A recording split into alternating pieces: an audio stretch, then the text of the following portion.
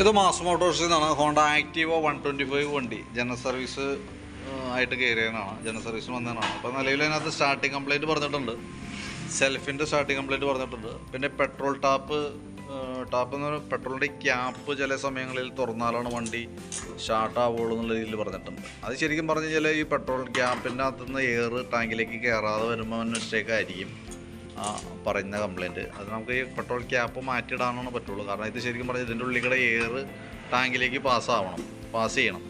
എന്നാലാണ് നമുക്ക് ശരിക്കും പറഞ്ഞാൽ അപ്പുറത്തുനിന്ന് വാക്യൂം ചെയ്യുന്ന സമയത്ത് പെട്രോൾ അങ്ങോട്ടേക്ക് ഇറങ്ങുള്ളൂ. അപ്പോൾ അതിന് നമുക്കിത് വേറെ ഒന്നും ചെയ്യലടക്കില്ല, ഈ അടപ്പ് മാറ്റിയിടാനാണ് പറ്റുള്ളൂ. പിന്നെ അതേപോലെ തന്നെ എഞ്ചിൻ ഓയിൽ ചെക്ക് ചെയ്യുക, വാട്ടർ സർവീസ് ചെയ്യുക, general service, brake, front brake, jam, സൗണ്ടും പറഞ്ഞിട്ടുണ്ട്. അപ്പോൾ നമ്മൾ ഇതൊക്കെയാണ് മെയിനായിട്ട് പറഞ്ഞേക്കുന്ന വർക്കുകൾ. അപ്പോൾ നമ്മൾ വണ്ടി ജനറൽ സർവീസിന് വേണ്ടിയിട്ട് വണ്ടി ഓടിച്ചു നോക്കി വണ്ടി വർക്കിന് കയറ്റിയിട്ടുണ്ട്. ബാക്ക് ബ്രേക്കിൻ്റെ ഭാഗം തുടങ്ങി നമ്മൾ ചെക്ക് ചെയ്ത് പോകുന്നുണ്ട്. അപ്പോൾ ബ്രേക്ക് ലൈനർ നമുക്ക് കിടക്കുന്നത് കമ്പനി ലൈനറാണ്, ഹോണ്ടയുടെ ഒറിജിനൽ ലൈനർ തന്നെയാണ്. അപ്പോൾ നമുക്ക് ഉപയോഗിക്കാനുണ്ട്. ബ്രേക്ക് ക്യാമൊക്കെ ഒന്ന് അഴിച്ച് ഗ്രീസ് ചെയ്തിടാം. കാരണം ബ്രേക്ക് ക്യാമൊക്കെ നല്ല ടൈറ്റാണ്, അതൊന്ന് അഴിച്ച് ഗ്രീസ് ആക്കിയിട്ട് റീസെറ്റ് ചെയ്യാം. ബാക്ക് വീൽ ബെയറിങ്ങിൻ്റെ ഭാഗത്തൊന്നും വേറെ പറയത്തക്ക കംപ്ലയിൻ്റ് ഇല്ല. പിന്നെ ബാക്കിലത്തെ ടയറിൻ്റെ കണ്ടീഷൻ നമ്മൾ ചെക്ക് ചെയ്തു. ടയർ കട്ട കൂടുതലുള്ള മോഡലാണെങ്കിലും പുതിയ ടയർ കിടക്കണം. ഹബിന് വേറെ പറയത്തക്ക കംപ്ലയിൻ്റ് ഒന്നുമില്ല. അപ്പോൾ ജസ്റ്റ് നമുക്ക് ബാക്ക് ബ്രേക്കുമായി ബന്ധപ്പെട്ട് ക്യാം ഒന്ന് ഗ്രീസ് ചെയ്യുക, ബ്രേക്ക് ലൈനറൊക്കെ ഒന്ന് ക്ലീൻ ചെയ്ത് അങ്ങോട്ട് റീസെറ്റ് ചെയ്താൽ മതി. പിന്നെ നമ്മളതിൻ്റെ എയർ ഫിൽറ്ററിൻ്റെ ഭാഗത്തേക്ക് നമ്മൾ വന്നിട്ടുണ്ട് ചെക്ക് ചെയ്യാനായിട്ട്. എയർ ഫിൽറ്റർ നോക്കുമ്പോൾ എയർ ഫിൽറ്റർ കമ്പനി ഫിൽറ്ററാണ്, ഹോണ്ടയുടെ ഒറിജിനൽ ഫിൽറ്റർ തന്നെയാണ്. നമുക്കത് തുടച്ച് ക്ലീൻ ആക്കിയിട്ട് റീസെറ്റ് ചെയ്യാവുന്നുള്ളൂ, വേറെ കംപ്ലയിൻ്റ് ഇല്ല. പിന്നെ ക്ലച്ചിൻ്റെ ഭാഗം നമ്മൾ അഴിച്ചിട്ടുണ്ട്. കാരണം ബെൽറ്റിൻ്റെ കണ്ടീഷൻ നോക്കേണ്ടതായിട്ടുണ്ട്, ക്ലച്ച് ഗ്രീസിങ്ങിൻ്റെ സമയമായിട്ടുണ്ടെങ്കിൽ നമുക്കത് ചെയ്യേണ്ടതായിട്ടുണ്ട്. റോളർ വെയിറ്റ് കാര്യങ്ങളൊക്കെ ചെക്ക് ചെയ്യാൻ വേണ്ടിയിട്ട് അഴിച്ചതാണ്. നിലവിൽ ഓയിൽ ലീക്ക് കാര്യങ്ങളൊന്നുമില്ല. ക്ലച്ച് ക്രാങ്കിൻ്റെ ആയാലും ക്ലച്ച് ഷാഫ്റ്റ് ആയാലും ഓയിൽ സീൽ ലീക്കൊന്നുമില്ല. പിന്നെ അതേപോലെ തന്നെ ബെൽറ്റും നമ്മൾ ചെക്ക് ചെയ്തു. കമ്പനി ബെൽറ്റ് കിടക്കുന്നത് നല്ല ബെൽറ്റാണ്, പുതിയ ബെൽറ്റാണ്, വലിയ പഴക്കമായിട്ടില്ല കേട്ടോ. പിന്നെ അതിൻ്റെ variator body, boss drive, roller അതടക്കം വരുന്ന യൂണിറ്റാണ്. ഇത് നിലവിൽ നോക്കുമ്പോൾ നോർമലായിട്ടുള്ള തേമാനുള്ളൂ, കുഴപ്പമില്ല.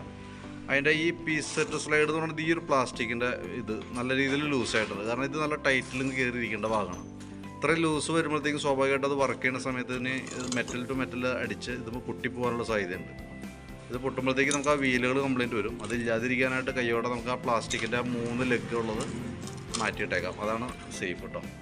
പിന്നെ ക്ലച്ച് യൂണിറ്റ് നമ്മളൊന്ന് അഴിച്ച് ചെക്ക് ചെയ്യുന്നുണ്ട്. അത്യാവശ്യം തുരുമ്പിൻ്റേതായിട്ടുള്ള പ്രസൻസ് ഉണ്ട്. അപ്പോൾ അതൊന്ന് ക്ലീൻ ചെയ്ത് ഗ്രീസ് ചെയ്തിടുന്നുണ്ട്. ക്ലച്ച് ഔട്ടറിൻ്റെ ഭാഗത്ത് വേറെ പറയുന്ന കംപ്ലയിൻ്റ് ഒന്നുമില്ല, വേറെ പ്രോബ്ലം ഒന്നുമില്ല. അപ്പോൾ ക്ലച്ച് ഗ്രീസ് ചെയ്യാം, ഈ ക്ലച്ചിൻ്റെ ഭാഗമൊക്കെ ഒന്ന് ക്ലീൻ ചെയ്യാം.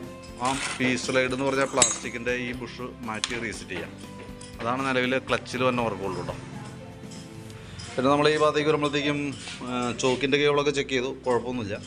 ആക്സിലേറ്റർ കേബിളും വേറെ പറയത്തക്ക കംപ്ലയിൻ്റ് ഒന്നുമില്ല. വണ്ടി ഓടിച്ചു നോക്കുമ്പോഴായാലും നമുക്ക് വേറെ അങ്ങനെ കംപ്ലയിൻ്റ് ഇല്ല. നിലവിലിപ്പോൾ അത്യാവശ്യം ഈ കാർബറേറ്ററിൻ്റെ ഭാഗത്തൊക്കെ അത്യാവശ്യം അഴുക്കൊക്കെ ഉണ്ട്. പക്ഷേ ജനറൽ സർവീസുമായി ബന്ധപ്പെട്ട് വരുമ്പോൾ നമുക്ക് പ്രത്യേകിച്ച് കംപ്ലയിൻ്റ് ഇല്ലാത്തതുകൊണ്ട് തന്നെ കാർബറേറ്റർ അഴിക്കാതിരിക്കണം നല്ലത്. കാരണം ജനറൽ സർവീസിൽ കാർബറേറ്റർ ക്ലീനിങ് ഇൻക്ലൂഡ് അല്ല. കാർബറേറ്റർ ക്ലീനിങ് നമ്മൾ അഴിച്ച് ചെയ്യുമ്പോൾ സെപ്പറേറ്റ് നമ്മൾ പൈസ മുടക്കി ചെയ്യേണ്ടതായിട്ട് വരും. ഏകദേശം നമുക്കൊരു 500 രൂപയുടെ താഴെ നമുക്ക് ചിലവ് തന്നെ കേസാണ്. തന്നെയല്ല നിലവിൽ അതുമായി ബന്ധപ്പെട്ട കംപ്ലയിൻറ്റ് ഇല്ലാത്തത് കൊണ്ട് നമ്മൾ തൽക്കാലം ചെയ്തില്ലെങ്കിലും കുഴപ്പമില്ല. ഇനി ചെയ്യണമെന്നുണ്ടെങ്കിൽ നോക്കിയിട്ട് വീഡിയോ കണ്ടുമ്പോൾ നോക്കിയിട്ടൊന്ന് പറഞ്ഞാൽ മതി. കാരണം എന്ന് വെച്ച് കഴിഞ്ഞാൽ എയർ ഫിൽറ്റർ ആയാലും പ്ലഗിൻ്റെ ഭാഗത്തായാലും വലിയ കാര്യമായിട്ടുള്ള പ്രോബ്ലം ഇല്ല. ഇത് നമുക്ക് പുറമേ നിന്ന് വന്നേക്കുന്ന ചെളിയാണ്. അത് നമ്മളൊന്ന് വാട്ടർ സർവീസ് ചെയ്യുകയാണെങ്കിൽ ആ കൂട്ടത്തിൽ കൂടെ ക്ലിയർ ചെയ്ത് വിടാവുന്നതുള്ളൂ. അപ്പോൾ അത് ഞാൻ കാർബറേറ്റർ ക്ലീനിങ് ഇപ്പോൾ നിലവിൽ ചെയ്യുന്നില്ല. നമ്മൾ വീഡിയോ കണ്ടുമ്പോൾ നോക്കിയിട്ട് പറയാം, ആവശ്യമാണെങ്കിൽ നമുക്കത് ചെയ്തിടാം. പ്രത്യക്ഷത്തിൽ വേറെ കംപ്ലയിൻ്റ് ഒന്നും ഇല്ലാത്തത് കൊണ്ടാണ് നമ്മൾ അങ്ങനെ ഒരു സജഷൻ പറയണേണ്ട കേസ് കേട്ടോ. കാരണം എന്തായാലും നമ്മൾ വേറൊരു പ്രോബ്ലം വേറെയുമായി ബന്ധപ്പെട്ട് ഇല്ലാത്തത് വരുമ്പോൾ നമ്മൾ വെറുതെ പൈസ മുടക്കണ്ടല്ലോ എന്ന് വെച്ചിട്ടാണ്. പിന്നെ നമുക്ക് ആ സ്റ്റാർട്ടിങ്ങിൻ്റെ പ്രശ്നം പറയുന്നത് ടാപ്പിൻ്റെ ആകുമ്പോഴത്തേക്കും ടാങ്കിനകത്തേക്ക് കയറാണ്ട് വരുമ്പോൾ മിസ്റ്റേക്കാണ്. ആ ടാങ്ക് തുറക്കുമ്പോൾ റെഡി ആവുമെന്ന് പറഞ്ഞത് ശരിയാണെങ്കിൽ ആ കംപ്ലയിൻ്റാണ് വരുള്ളൂ. ആ ടാപ്പ് മാറ്റുക, അടപ്പ് മാറ്റിയിട്ട് കഴിഞ്ഞാൽ അത് റെഡി ആയിക്കോളും. പിന്നെ എഞ്ചിൻ ഹെഡിൻ്റെ ഭാഗത്ത് വരുമ്പോഴത്തേക്കും ഹെഡ് കവറിൻ്റെ ഗ്യാസ്കറ്റ് ലീക്ക് ആയിട്ടുണ്ട്. അതിൻ്റെ 2 സൈഡും ഇവിടെ ലീക്ക് കാണിക്കുന്നുണ്ട്, ഈ ഭാഗത്ത് ലീക്ക് കാണിക്കുന്നുണ്ട്. അതിൻ്റെ ഉള്ളിൽ വരുന്നൊരു ഓറിംഗ് ആണ് ഹെഡ് കവർ ഗ്യാസ്കറ്റ് എന്ന് തന്നെ പറയാം. അതും ഈ ബോൾട്ടിൻ്റെ ഉള്ളിൽ 2 ഓയിൽ സീൽ ഉണ്ട്. ആ 2 ഐറ്റം മാറ്റിയിട്ട് നമുക്ക് ആ ഓയിൽ ലീക്ക് കൺട്രോൾ ചെയ്യാനായിട്ട് പറ്റും. പിന്നെ ഫ്രണ്ടിലേക്ക് വരുമ്പോഴത്തേക്കും ഫ്രണ്ട് ബ്രേക്കിൻ്റെ ഭാഗം നമ്മൾ ചെക്ക് ചെയ്യുന്നുണ്ട്. ഫ്രണ്ട് ബ്രേക്ക് ചെക്ക് ചെയ്യുന്ന സമയത്തുണ്ടല്ലോ, ഇതിനകത്ത് പാഡ് ഫുള്ളായിട്ട് തീർന്നു പോയേക്കാണ്. ആ പാഡ് തീർന്നേക്കണതിനൊരു വ്യത്യാസം എന്താ വെച്ചാൽ ഈ പാഡ് അങ്ങനെ തന്നെ നിൽക്കുക, ഒരു പാഡാണ് ഫുള്ള് തീർന്നേക്കുന്നത്. അപ്പോൾ ഈ പാഡ് ഉണ്ടെങ്കിൽ 2 പാഡാണ് നമുക്ക് ഫ്രണ്ടിൽ വരാം. അപ്പോൾ അതിൻ്റെ തേമാനം തന്നെ നോക്കുക. ഈ പാഡിൻ്റെ ഈ സൈഡിൽ കട്ടി കൂടുതലാണ്, ഈ സൈഡ് ചെരിഞ്ഞാണ് തേമാനം വന്നു പോയേക്കുന്നത്. അപ്പോൾ നമ്മളതിൻ്റെ കാലിപ്പർ അസംബ്ലിയുടെ ഭാഗം നമ്മൾ ചെക്ക് ചെയ്ത് വിടുന്നുണ്ട്. ചെക്ക് ചെയ്യുന്ന സമയത്ത് നമുക്ക് ഈ ഒരു പിസ്റ്റൺ മാത്രമാണ് വർക്ക് ചെയ്യണുള്ളൂ. ഇപ്പോഴത്തെ പിസ്റ്റൺ ഓൾറെഡി സ്റ്റക്കായ ഒരു അവസ്ഥയിലാണ് നിൽക്കുന്നത്. അപ്പോൾ അപ്പോൾ നമ്മളതൊന്ന് ക്ലീൻ ചെയ്തിട്ട് നോക്കാം എന്താണ് അതിൻ്റെ പ്രോബ്ലം എന്ന് വെച്ചാൽ ഒന്ന് പരിഹരിക്കാം. ക്ലീൻ ചെയ്തിടാം, എന്നിട്ട് ബ്രേക്ക് പാഡ് ഇട്ടാലാണ് നിൽക്കുള്ളൂ. അതല്ലെങ്കിൽ ഇതേപോലെ തന്നെ തീർന്നു പോകും. അത് അങ്ങനത്തെ ഒരു അവസ്ഥയിലേക്ക് വരരുത്. അതല്ലെങ്കിൽ പിന്നെ ചെയ്യാന്ന് പറഞ്ഞാൽ കാലിപ്പർ അസംബ്ലി പാടി മേടിച്ച് മാറ്റാമെന്നുള്ളതാണ്. പക്ഷേ അത് ഇച്ചിരി കോസ്റ്റ്ലിയാണ്. തൽക്കാലം പാഡ് സെറ്റ് മാറ്റാം, ഈ പിസ്റ്റണൊക്കെ ഒന്ന് ക്ലീൻ ചെയ്ത് റീസെറ്റ് ചെയ്യാം. ആ ടൈറ്റ് എന്താണെന്ന് വെച്ചാൽ അത് പരിഹരിച്ചു കൊടുക്കാം കേട്ടോ. പിന്നെ അതേപോലെ തന്നെ ബ്രേക്ക് ഫ്രണ്ടിലത്തെ ആയാലും ബ്രേക്ക് ടയറിൻ്റെ ഭാഗമൊക്കെ നമ്മൾ ചെക്ക് ചെയ്തു, നല്ല ടയറാണ്, വേറെ കുഴപ്പമൊന്നുമില്ല. പിന്നെ സെൽഫിൻ്റെ കംപ്ലൈൻറ്റ് പറഞ്ഞിട്ടുണ്ട്. അപ്പോൾ നമ്മൾ സെൽഫിൻ്റെ കംപ്ലൈൻറ്റ് ചെക്ക് ചെയ്യുന്ന സമയത്ത് ബാറ്ററിയുടെ പ്രോബ്ലം ആയിട്ടാണ് കാണുന്നത്. 2023 മോഡൽ ബാറ്ററിയാണ് വണ്ടിയിൽ ഇരിക്കണേ. ആമറോണിൻ്റെ ബാറ്ററിയാണ് 12 വോൾട്ട് 4 ആമ്പിയറിൻ്റെ ബാറ്ററിയാണ് നമുക്കിത് ഇരിക്കുന്ന ബാറ്ററി. ഞാൻ അതിൻ്റെ വോൾട്ട് നോക്കുമ്പോൾ 12.82 റേഞ്ചിൽ വോൾട്ട് കാണിക്കുന്നുണ്ട്. ബാറ്ററി ഒന്ന് ലോഡിലേക്ക് കൊടുക്കണം. ലോഡിലേക്ക് കൊടുക്കുമ്പോൾ നേരെ പോകണമുണ്ട് 5 വോൾട്ടിലേക്ക് പോകാം. അതായത് സെൽഫ് മോട്ടോർ വർക്ക് ചെയ്യാനായിട്ട് നമ്മൾ അപ്ലൈ ചെയ്യുന്ന സമയത്ത് തന്നെ പെട്ടെന്ന് ഡൗൺ ആയി പോവാണ്. അപ്പോൾ അങ്ങനെ വരുമ്പോഴത്തേക്കും ബാറ്ററി മോട്ടോർ വർക്ക് ചെയ്യാനുള്ള പവർ കിട്ടില്ല.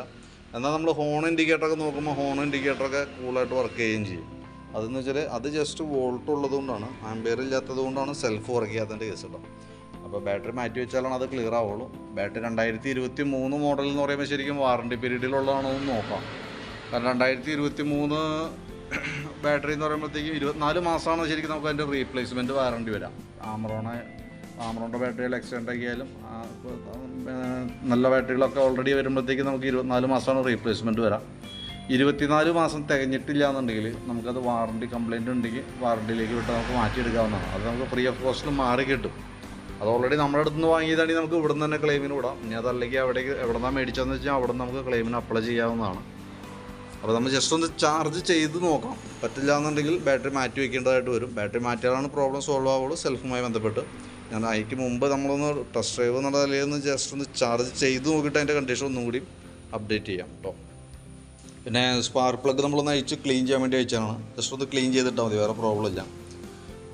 സെക്കൻഡറി ഫിൽറ്റർ യൂണിറ്റ് ആയാലും കുറച്ച് അഴുക്ക് കാര്യങ്ങളൊക്കെ ഉണ്ട്, ഒന്ന് ക്ലീൻ ചെയ്ത് റീസെറ്റ് ചെയ്താൽ മതി. പിന്നെ ഉള്ളതെന്ന് പറഞ്ഞാൽ മെയിനായിട്ട് എഞ്ചിൻ ഓയിലാണ്. എഞ്ചിൻ ഓയിലിൻ്റെ അളവ് വളരെ കുറവാണ്. അതായത് ഒട്ടും ഓയിലില്ലാതെയാണ് വണ്ടി ഓടിക്കൊണ്ടിരിക്കുന്നത് കേട്ടോ. അപ്പോൾ ഇങ്ങനെ വരുമ്പോഴത്തേക്കുള്ള പ്രോബ്ലം എന്ന് വെച്ചാൽ ഇപ്പോൾ നിലവിൽ വണ്ടി വന്ന സമയത്ത് നമുക്ക് പുകയൊന്നും കാണാൻ പറ്റില്ല. കാരണം എന്ന് വെച്ചാൽ ഓയിലുണ്ടെങ്കിലാണ് ഓയിൽ കയറി കത്തോളൂ പുക വരുള്ളൂ. ഇപ്പോൾ എന്ന് പറഞ്ഞാൽ ഈ ഓയിൽ ലെവൽ കുറഞ്ഞ് ഓടിയേക്കണതുകൊണ്ട് തന്നെ സംഭവിച്ചാണ് എന്ന് വെച്ചാൽ സിലിണ്ടർ പിസ്റ്റണൊക്കെ നല്ല രീതിയിൽ തന്നെ തേയ്മാനം വന്നിട്ടുണ്ടാവും, സ്ക്രാച്ച് വന്നിട്ടുണ്ടാവും. കാരണം ലൂബ്രിക്കേഷൻ നടക്കുന്നില്ല. ലൂബ്രിക്കേഷനേക്കാളും ഒരു ഹീറ്റിങ് കൂടും. ലൂബ്രിക്കേഷൻ ഇല്ലാതെ വരുമ്പോഴത്തേക്കും മറ്റ് ഈ ഭാഗങ്ങൾ ഒരയുമ്പോൾ ഭാഗത്ത് ഘർഷണം വന്ന ഭാഗത്ത് ഹീറ്റ് കൂടും, പെട്ടെന്ന് കംപ്ലൈൻറ്റിലേക്ക് പോകും. അപ്പം നിലവിലിപ്പോൾ നമുക്ക് സ്ക്രാച്ച് ആയിട്ട് ഇരിക്കുന്നുണ്ടാവും. ഇനിയിപ്പോൾ നമ്മൾ ബാക്കിയത്തെ വർക്ക് കംപ്ലീറ്റ് ചെയ്ത് എഞ്ചിൻ ഓയിലൊക്കെ ഫില്ല് ചെയ്ത് നമ്മൾ വണ്ടി ഉപയോഗിച്ച് ചെയ്യുന്ന സമയത്ത് പുക വരാനായിട്ടുള്ള സാധ്യത വളരെ കൂടുതലായിരിക്കും കേട്ടോ. വെള്ള കളറിൽ സൈലൻസറിൽ നിന്ന് പുക വരാനുള്ള സാധ്യതയുണ്ട്. അപ്പോൾ നിലവിൽ ഇനിയിപ്പോൾ അങ്ങനെ കാണിച്ചില്ലെങ്കിൽ പോലും നമ്മൾ എന്താ ചെയ്യേണ്ടതെന്ന് വെച്ചാൽ ഒരു 1000 കിലോമീറ്റർ അല്ലെങ്കിൽ ഒരു മാസം ഏതാണോ ഫസ്റ്റ് വന്നതെന്ന് വെച്ച് കഴിഞ്ഞാൽ അപ്പോൾ കയറ്റിയിട്ട് നമ്മൾ എഞ്ചിൻ ഓയിൽ ഒന്ന് ചെക്ക് ചെയ്യണം. എത്രത്തോളം ലെവൽ കുറഞ്ഞിട്ടുണ്ടെന്നുള്ള ദിവസം നോക്കണം.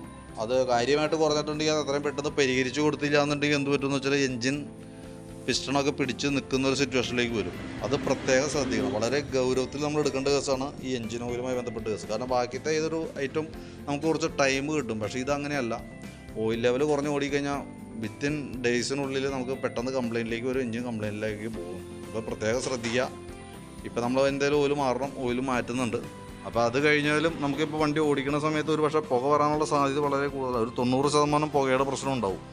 കാരണം അതല്ലാതെ കൊണ്ട് ഓയിൽ ഇങ്ങനെ കുറഞ്ഞു പോവില്ല. 2 രീതിയിലേ കുറയുള്ളൂ. ഒന്ന് കത്തി പോകണം, അതല്ലെങ്കിൽ ലീക്കായിട്ട് പോകണം. ലീക്കായിട്ട് പോകണമെന്ന് വെച്ചാൽ അതിനുള്ള ലീക്ക് ഇവിടെ ഇല്ല. ലീക്ക് ഉണ്ട് ഹെഡിൻ്റെ ഭാഗത്ത്, പക്ഷേ അത്രയും ഓയിൽ ലീക്കായി പോകാനുള്ള ലീക്ക് ഇവിടെ കാണുന്നില്ല. അപ്പോൾ അത് കത്തിപ്പോയതാണ് എന്ന് തന്നെ വേണം നമുക്ക് അനുമാനിക്കാനായിട്ട്. അപ്പോൾ ഞാനതിൻ്റെ ഏകദേശം ഒരു എസ്റ്റിമേറ്റ് ഡീറ്റെയിൽസൊക്കെ ഒന്ന് വാട്സാപ്പിലേക്ക് ഇട്ടേക്കാം. പിന്നെയെന്ന് വെച്ചാൽ അതിൻ്റെ ഈ ഹാൻഡിൽ കവറിൻ്റെ ഭാഗത്തൊക്കെ ഉണ്ടല്ലോ, ഇവിടെ മൊത്തം പൊട്ടി കിടക്കാണ്ട്. അതിൻ്റെ തന്നെ ഒരു ജർക്കിങ് കാര്യങ്ങളൊക്കെ അതിൻ്റെ ഹെഡ്ലൈറ്റിൻ്റെ അടിഭാഗത്ത് നിന്ന് പൊട്ടിപ്പോയിട്ടുണ്ട്. ഈ വൈസറിൻ്റെ അടിഭാഗം പൊട്ടിയിട്ട് സെപ്പറേറ്റ് സ്ക്രൂ കൊടുത്തിട്ടാണ് നിർത്തിയാണ്. തൽക്കാലം നമുക്ക് അതേതെങ്കിലും രീതിയിലൊക്കെ ഒന്നുകൂടി പിടിപ്പിച്ച് വയ്ക്കാം. ശാശ്വത പരിഹാരം ഉണ്ടാവില്ല. അത് മാറ്റി വെച്ചാൽ തന്നെയാണ് അത് ക്ലിയർ ആവുള്ളൂ കേട്ടോ. അപ്പോൾ അത് നിലവിലങ്ങനെ ഒരു സൗണ്ടായിട്ട് എപ്പോഴും കാണിക്കും. ഫൈബറാണ്, ഒരു പരിധി കൂടുതൽ നമുക്കത് മറ്റൊന്നും ചെയ്യാനും പറ്റില്ല.